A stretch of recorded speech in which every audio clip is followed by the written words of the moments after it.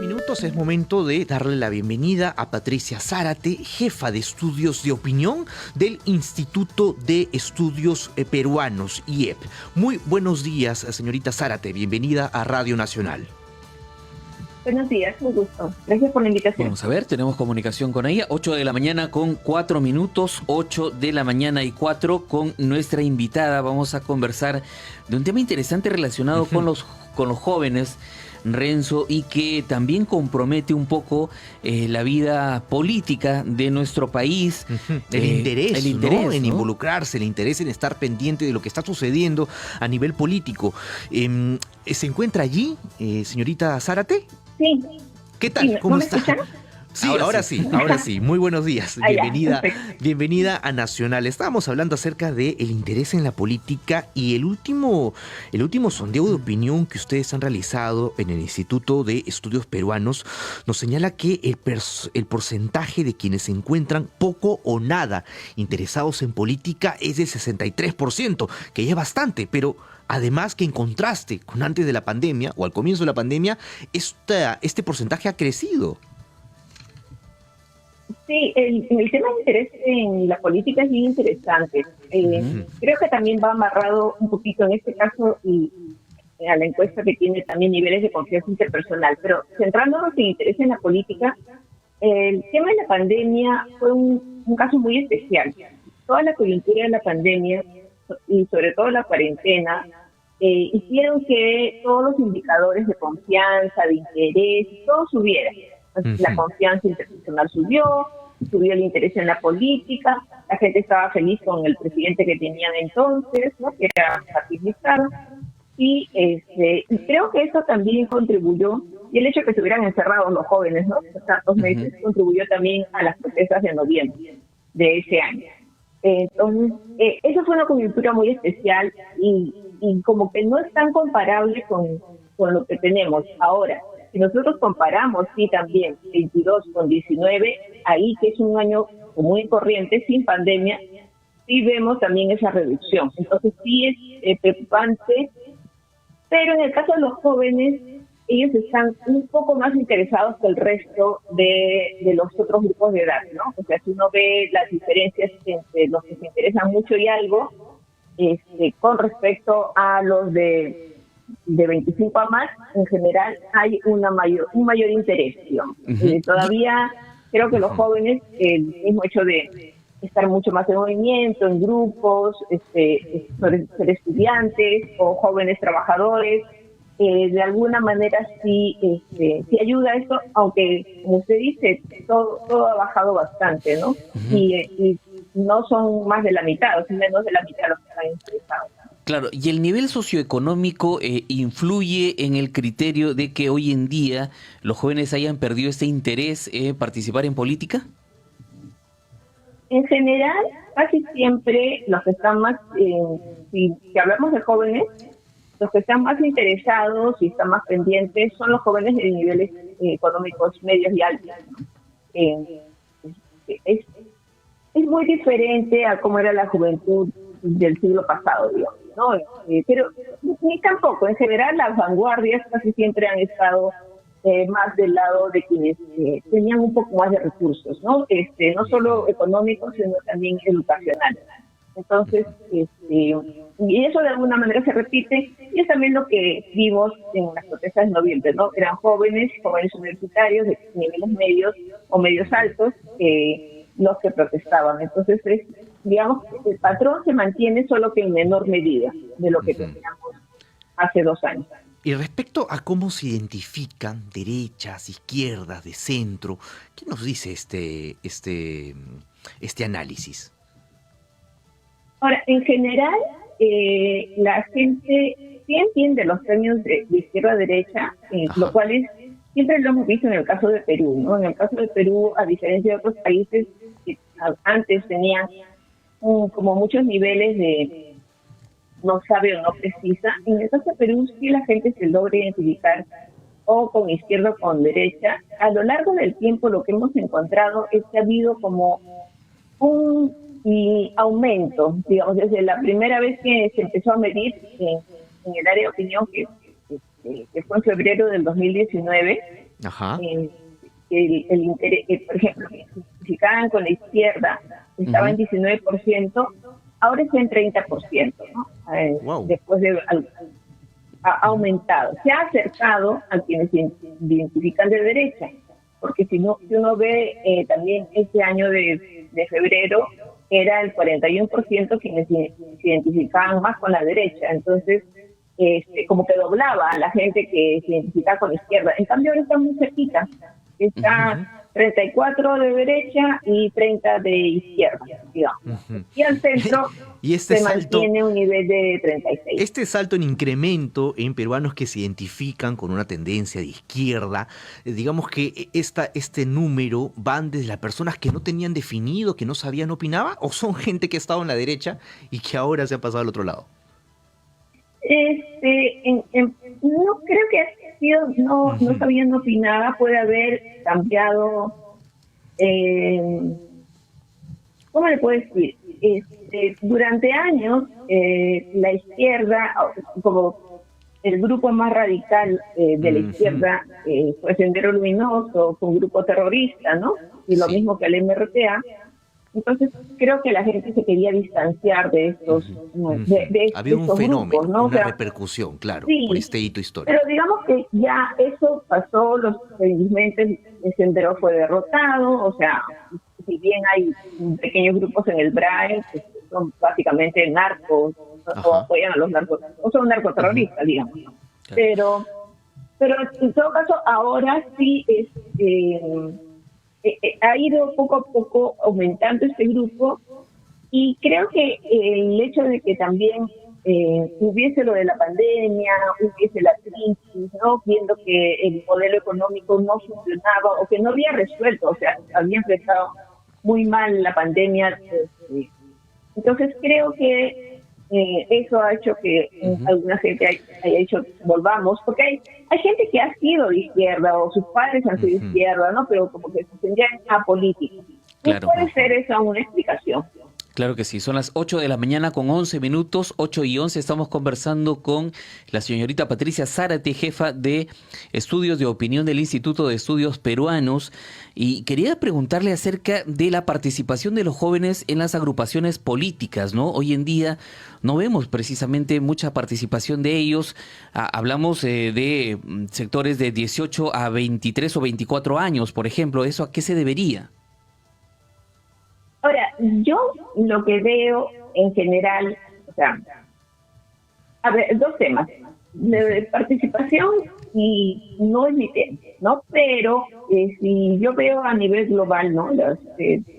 Lo que llamamos protestas, ¿no? En general, Perú, Argentina y Bolivia han sido los países donde siempre ha habido más protestas. Digamos que hay grupos, creo que están, que sí pueden estar participando, solamente que son pequeños, son locales, tienen demandas mucho más locales, o incluso creo que no es la misma forma de participar que había antes, ¿no? Entonces, eso es lo que puede haber cambiado, quizás son menos políticos, entonces por ahí creo que va un poco el tema, pero como les digo yo, temas de participación casi no los estoy viendo ahora. Claro, eso tendría que ver un poco con la imagen de liderazgo que hoy en día de repente las agrupaciones políticas no cuentan.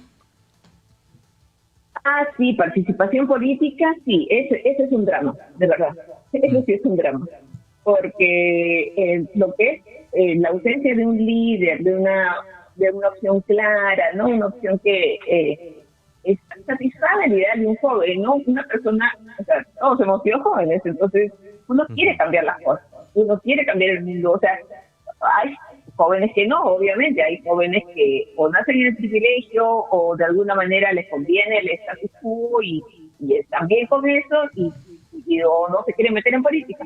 Pero muchos de los jóvenes, y hablo de la gente que estudiamos ciencias sociales, no siempre vemos problemas, queremos cambiarlos y uno quiere participar. Pero si no encuentra una oferta amplia, ¿no?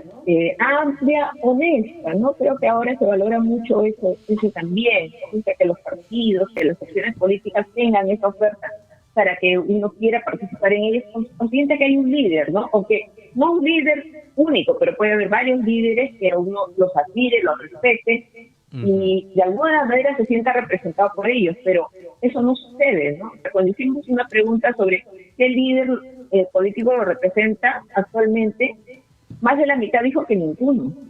Wow. Entonces, es dramático, ¿no? Y 6% dijo Castillo y 4% Antauro Humala.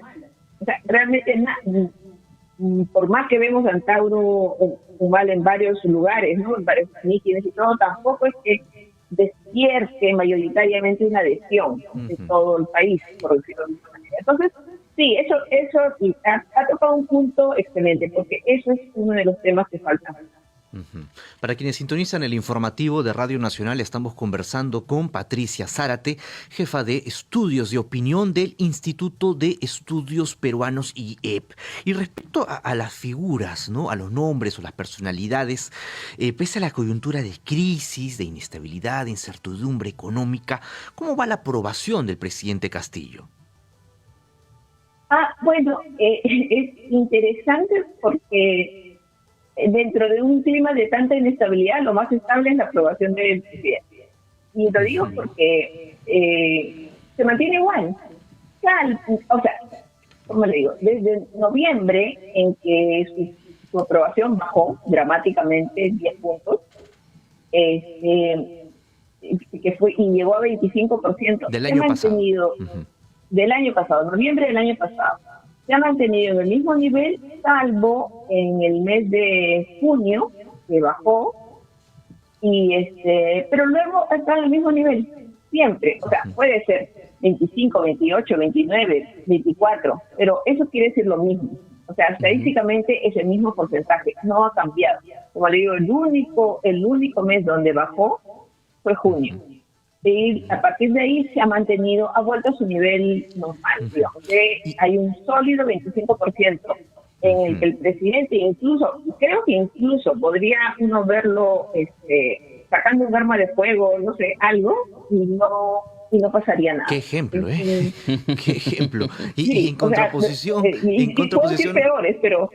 no, ahí nomás. No, es lo que dijo Trump, mire.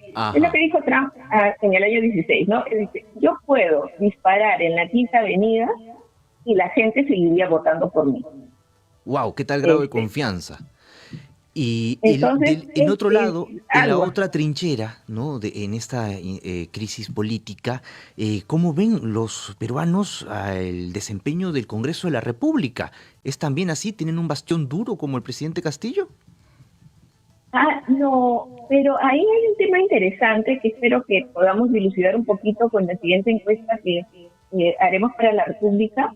Ajá. Y es que en el Congreso llegó, en la encuesta del IEP, a solo un dígito de aprobación, que era 8% a fines de agosto. Y de ahí, que fue el peor nivel, ¿no? Te digo. Y en septiembre fue 11%, que es lo mismo en realidad, que no varió mucho, porque esas cifras se mueven entre 3 puntos hasta 5 puntos, realmente no significan tanta variación. Es lo mismo estadísticamente.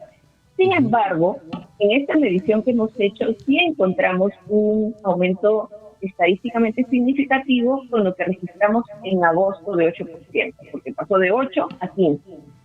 Entonces, sí hay un aumento, puede ser, lo veremos, porque ahora y tiene que ver la aprobación al presidente del Congreso, si tiene algo que ver con esto.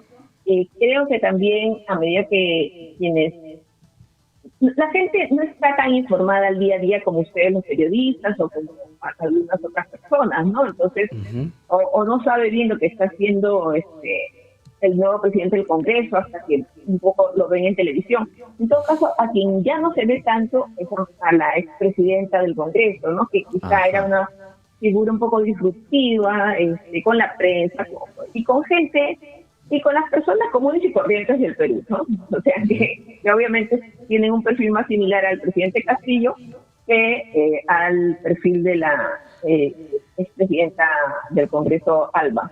Entonces, sí creo que su imagen, dañaba también, además del comportamiento del Congreso, su imagen además dañaba eso.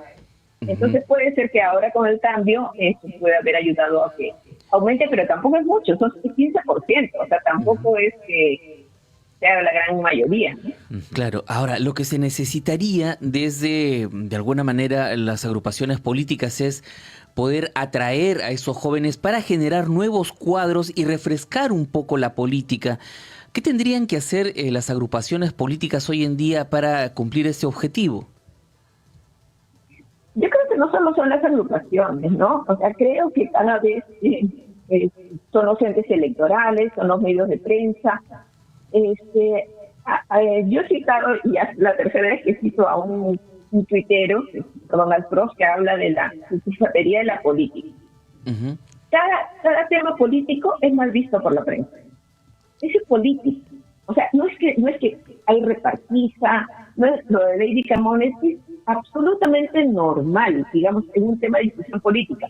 Que luego, si la congresista Camones le hubiera dado el proyecto que quería el presidente de su partido, quizá ahí sí podríamos hablar de un problema. Pero esas conversaciones de que yo necesito X para que mis electores voten por mí, eso es totalmente político. Así es la política. Es un no lo voy a llamar juego para que la gente no piense que es algo banal, pero es una interrelación, es conflicto, es discusión, justamente para que no lleguemos a extremos de violencia, ¿no? Son acuerdos políticos. Eso es normal en todas las democracias. Pero la prensa ve algo de esto y dice, escándalo, parece, o sea, como los cucufatos, pues, ¿no? Claro. Del siglo pasado, están ahí escandalizados. Entonces, creo que, para empezar, la prensa, los entes electorales, que ponen una serie de trabas a los políticos y a los partidos y que les hacen varios formularios que no tienen ningún sentido porque ni siquiera los pueden fiscalizar. Claro. Si limpiamos esto, ya los políticos, los partidos políticos que existen, no están, creo que ya empezaron mal. O sea, no sé si necesitarían realmente renovar a la gente que está a cargo. Claro. Eso. Y algo muy cortito, nos gustaría saber si ha desarrollado el análisis en el contexto de la región de Latinoamérica, cuál es el comportamiento de los jóvenes con otros jóvenes como por ejemplo Argentina, Chile, ¿no? Colombia. Ahí entra también una tradición, ¿no? Sí, o sea, hay ahora los años de promedio de educación nuestros con los años promedio de educación de esos países es más bajo. Ahorita no tengo las cifras exactas, pero nosotros estábamos hace algunos años en 8 años de educación promedio y los otros países obviamente más. Y se nota, hay más interés en la política, hay más gente estudiando, hay más gente frustrada también. No tienen, lo escuché en algún momento a alguien decir que eran protestas pacíficas, no necesariamente todas las protestas son pacíficas, hay justamente uno de los problemas que ha vivido Chile, son una serie de quemas y protestas bastante violentas de grupos de jóvenes también.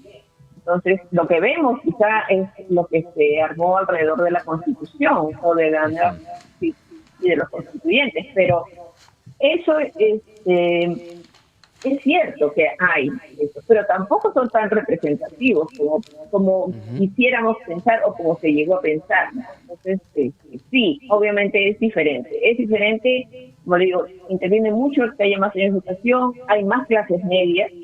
A lo que hemos visto, o sea, relacionándolo con lo que hablamos hace unos momentos, ¿no? De que la participación está más en, o la gente más interesada en participar era la gente de clases medias y niveles medios altos. Eso sí hay más cantidad de estos grupos en Chile y Argentina. Perfecto. Bueno, muchísimas gracias. 8 de la mañana con 23 minutos. Estuvo conversando con nosotros Patricia Zárate, jefa de estudios de opinión del Instituto de Estudios Peruanos. Muchísimas gracias por atender nuestro llamado. Que tenga un buen día. Gracias a ustedes. Buen día.